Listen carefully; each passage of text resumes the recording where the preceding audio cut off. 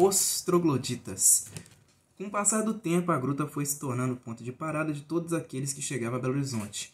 O político Tancredo Neves ali encontrava Hélio Garcia, Milton Salles ou Manuel Taveira. O artista plástico Di Cavalcante pintava o Sete com Mário Silésio, Petrônio Bax ou Silvio Pinto. O artista de teatro, como Carlos Kroeber, encenava peças com J. D'Angelo ou João Sesquiati. O músico, como Nelson Gonçalves ou Hervé Clodovil, solfejava estrofes da última composição com o maestro Arthur Bosmans, o violinista Hilário ou Delfino Santa Rosa.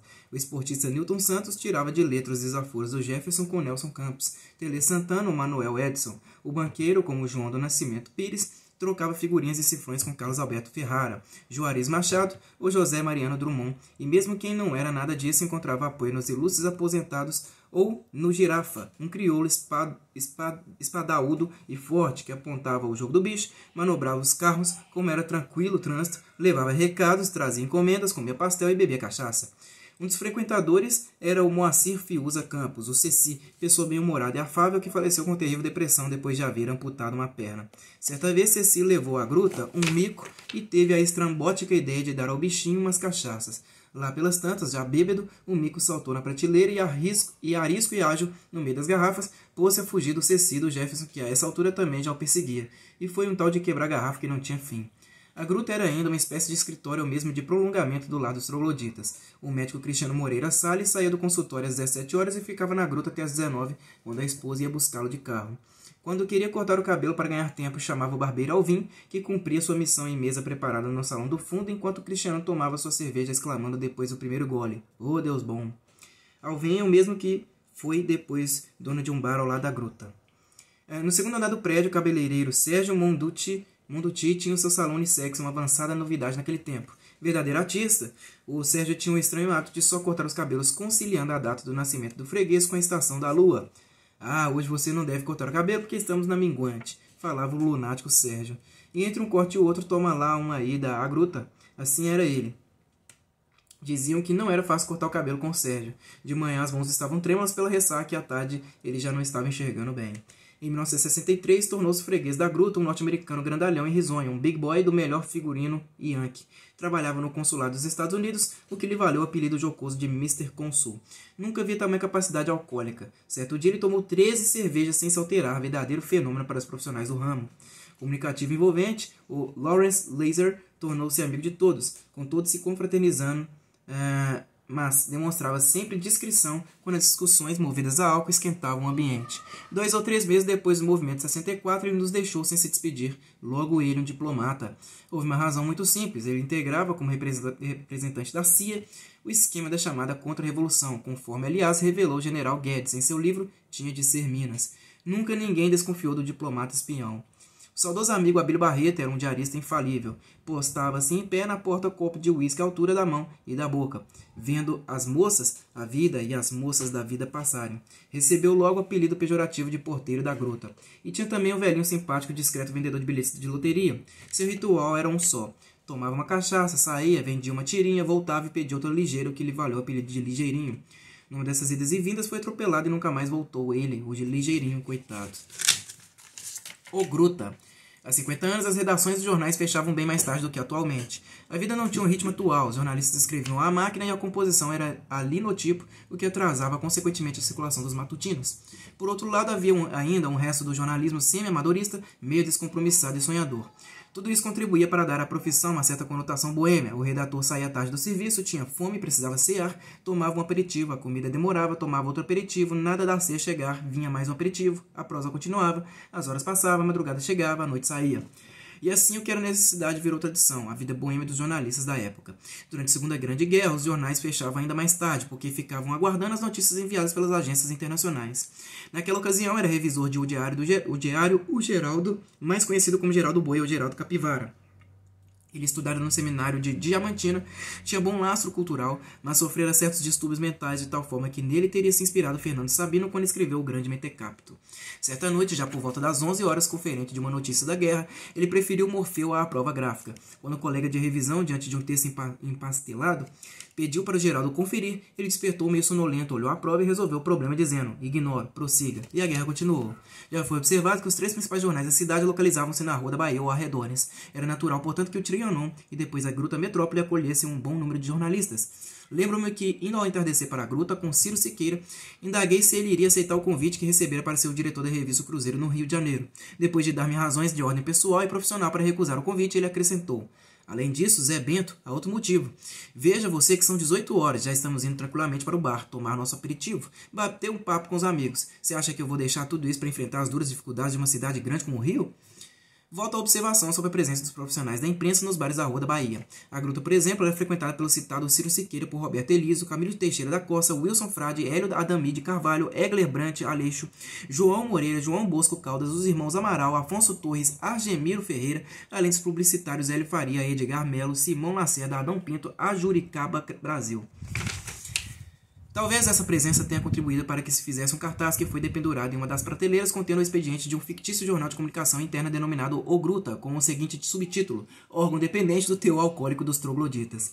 Ciro Siqueira era o editor-geral, Jefferson Pinto era o chefe de revisão, Petrônio Barques, chefe do departamento de arte, chefe de publicidade, Jeová Amaral, editor do caderno de turismo, Frederico Mendes Ribeiro.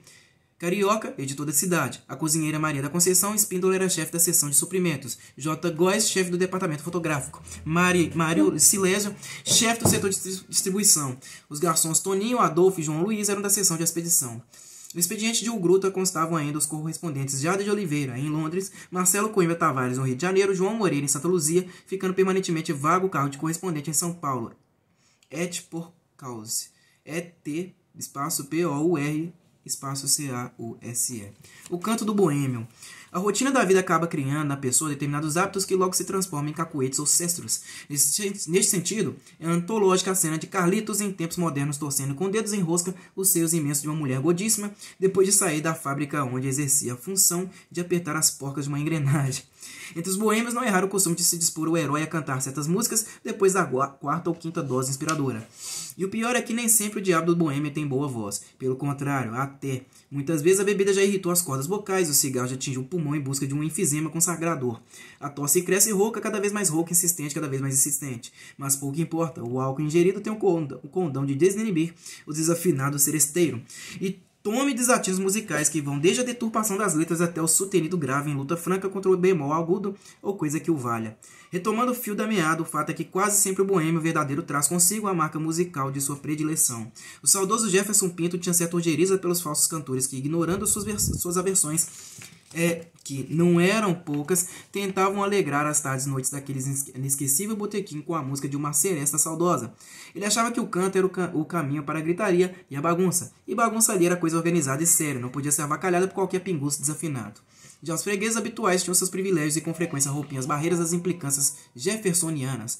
Às vezes o bom Hilário, com violão a tiracolo, encontrava na gruta, dedilhava o seu instrumento, acompanhava um, acompanhava outro e terminava ele mesmo cantando com caboclo e ingenuidade. A paca não emburra, mas o burro empaca, e o meu burro é mais burro do que a paca.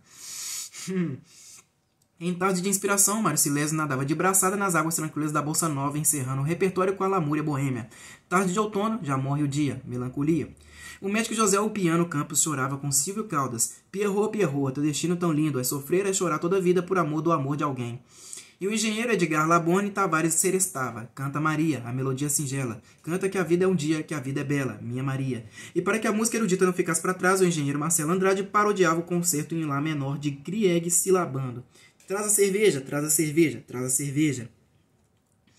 Ciro Siqueira, tão jovem ainda, filosofava com Ari Barroso. Hoje eu sou um caco velho que não vale nada. Cabeça branca, pele encarquilhada. Camilo Teixeira da Costa era um seresteiro autêntico. A deusa da minha rua tem os olhos onde a lua costuma se embriagar. E toda tarde, com a vontade que Deus lhe deu, o médico Cristiano Moreira Salles despedisse da turma do balcão cantarolando. Até amanhã, se Deus quiser. Se não chover, eu volto pra te ver, ó mulher. Era uma rotina até amanhã, se Deus quiser. Um dia, não mais do que de repente, Deus não quis. E assim perdemos para sempre o amigo. Esparsas recordações. Na gruta como na vida, os fatos ganhavam novas cores pela imaginação dos ficcionistas. As piadas tinham certo sabor etílico, as informações adquiriram outras dimensões. Na prosa descompromissada dos trogloditas predominavam os assuntos relativos à política, ao futebol e à cultura geral. Em ambiente de boêmios, artistas intelectuais, jornalistas, era natural que o clima fosse oposicionista, principalmente depois do golpe de 64. Era, porém, um bar democrático que possibilitou o acesso de alguns dedos duros, como o coronel Silvio de Souza da PM, o coronel Curcio e o coronel Pimenta da ID4. A turma turma do balcão, porém, a bancada de Santa Luzia, era mais sectária e inacessível, o que fez com que o acesso do Coronel Pimenta somente fosse permitido depois que ele, preterido na promoção do exército, bandeasse para as hostes oposicionistas. Alguns mais assíduos tinham privilégios especiais, inclusive o direito de ocupar sempre o mesmo lugar, reservado pelo Jefferson. Era o que acontecia, por exemplo, com meu irmão Cristiano, que ficava ao fundo do balcão, sentado em um tramborete mais alto, como se fosse assim um Buda etílico. A propósito, outro irmão, Antônio Viçoso, contou-me certa vez que num boteco em bairro distante do centro, conheceu um velho português boêmio que passou a rememorar a antiga Rua da Bahia. Depois que fechou o Trianon, com suas empadinhas e seu chopp gostoso, acabaram-se os bares frequentáveis daquela rua, até que surgiu a Gruta Metrópole, que tinha uma cerveja bem gelada, mas seu dono era um português muito mal educado. Meu irmão ouvindo calado. Certo dia estava eu lá sentado no tamborete quando o dono aproximou-se e disse-me: faça-me o favor de sair, pois o doutor Cristiano está chegando e aí é o lugar dele. E observou o enfático frustrado português. Era um gordo muito antipático que foi chegando como se a casa fosse dele. Ora, pois, nunca vi botequim de cadeira cativa. Saí e nunca mais voltei lá. E meu irmão calado. De outro irmão, Fritz, recordo-me de ligeiro episódio que merece ser registrado porque revelam com precisão absoluta a exata personalidade do protagonista. Escritor, professor, jornalista e marxista convicto do tempo das vacas magras da ditadura getulista. Fritz foi uma figura incomum de extrema simpatia, extraordinária inteligência, extrovertido, gestos largos, pensamento ágil, alicerçado em raciocínio seguro e abrangente. Contestador impulsivo da burrice estabelecida, extravasava às vezes seu imenso coração em manifestações de incontida paixão. Era natural, portanto, que dominasse com a sua irradiante presença as rodas de sua convivência. Bem tanto, porém, na Gruta Metrópole, onde uma zoeira infernal não respeitava quem quer que fosse. Foi em meio a esse berreiro que Fritz se meteu, pretendendo defender paciente e delicadamente a sua tese marxista. Mas a gritaria dos pingus foi maior que a dialética de Fritz. Ele não se perturbou então. Trepou em cima da mesa e berrou a plenos pulmões. Eu quero falar! Todos se assustaram com um grito e um silêncio geral dominou o bar. Fritz sentou-se e retomou a palavra, como eu queria dizer, e foi por aí afora.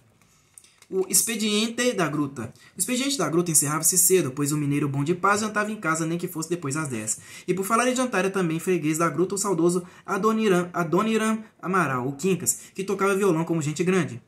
Certa vez recebeu um convite para jantar. É uma festinha simples, só gente amiga, a turma é legal, etc e tal. Mas o Quincas percebeu que o anfitrião queria era o som do violão e não o apetite do amigo quando o homem disse: e você podia também levar o violão e tocar um pouquinho para nós. Não, obrigado, respondeu Quincas. Meu violão só janta em casa.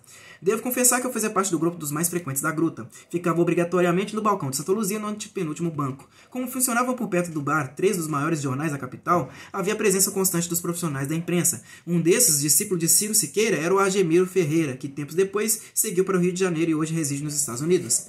4 ou 5 anos depois, retorna de visita a Belo Horizonte e passa necessariamente pela gruta. Ao me ver no balcão, explode irônico. Você ainda está aí?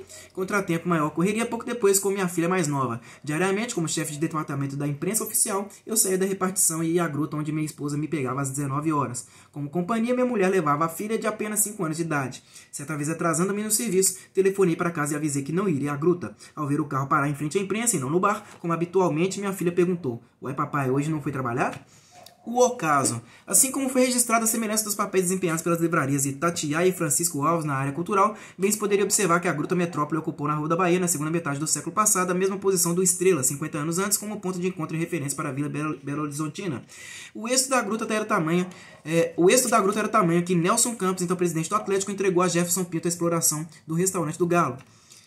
Nunca sirva a 2 senhores, nos ensina a sabedoria bíblica. A vocação do Jefferson era o bar, e não o restaurante. Por outro lado, com a sua ausência, a gruta perdeu as atrações da contraditória personalidade do português primário, que era atencioso e amigo. Apesar dos esforços para mantê-la, entrou em decadência ao cair nas mãos inexperientes da mulher do Jefferson. Como não possuía qualquer vivência comercial, ela ficou como barata tonta sem orientação e apoio. Por incrível que pareça, como era evangélica, pretendeu não mais servir bebida alcoólica no botequim, só refrigerante. Foi a última piada de mau gosto que circulou pela gruta.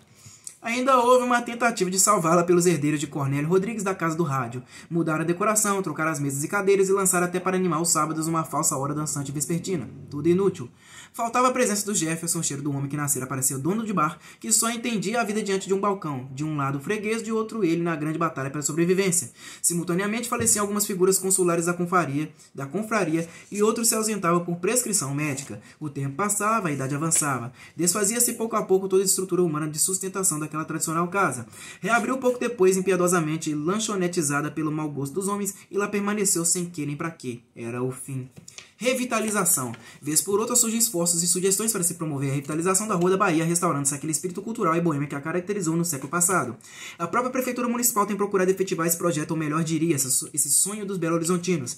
A ideia me parece inexequível. Onde encontrar, por exemplo, nas ruas, alguém que ainda fale a palavra inexequível? Veja o leitor, portanto, que a sugestão encontra obstáculos até de ordem gramatical. O certo é que a cidade evoluiu e se transformou nesse pouco mais de século de existência. A Rua da Bahia, como toda a região central, descaracterizou-se. A não ser 2 ou 3 sobrados que subsistem, desapareceu a imagem arquitetônica do passado. O trânsito sem os velhos e pachorrentos bondes é um babel de descontos, babel de desencontros e desacertos. Já não há mais os bares da vida, acolhedores e amigos. Não mais se bebe o chopp cremoso e bem tirado ou a cerveja com seu gélido véu de noiva, substituídos um e outro pela eructação balofa da Coca-Cola. As próprias figuras humanas tão marcantes no passado não mais existem e não podem ser substituídas, pois a metropolização da capital nos engole na ânsia consumista, massificando o homem e diluindo a sua personalidade. Trocando em miúdos, cada vez mais o homem se transforma em um simples número. Essa realidade, entretanto, não impede o culto ao passado, base e instrumento do progresso futuro. Mesmo porque, nas palavras do saudoso Milton Campos, encontramos esta verdade sábia: é caminhando para o futuro que somos fiéis ao passado. Assim seja.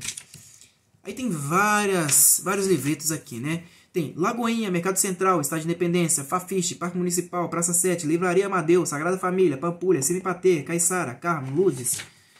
E é isso daí, pessoal. Eu agradeço vocês que me acompanharam aqui na leitura deste livreto, muitíssimo interessante, né? E aí eu finalizo aqui com a imagem, né? No trecho da Rua da Bahia. Se não me engano, isso aqui é mais próximo à Praça Liberdade, ali próximo a João Pinheiro, se não me engano é ali naquela região. Acho que eu tenho até uma fotografia aqui, ó, nessa edificação, que eu não me lembro o nome. Muito antiga, por sinal, né? Isso aqui é do início do século. Aliás, do século retrasado, tá? Final do século XIX. Muito bacana aí, o bonde passando. Só não tem a data, né? Que pena que não tem a data. Muito interessante, eu adorei a leitura desse livreto aqui. Eu espero que vocês tenham gostado também. Muito obrigado a todos vocês que me acompanharam até aqui. Até a próxima e falou!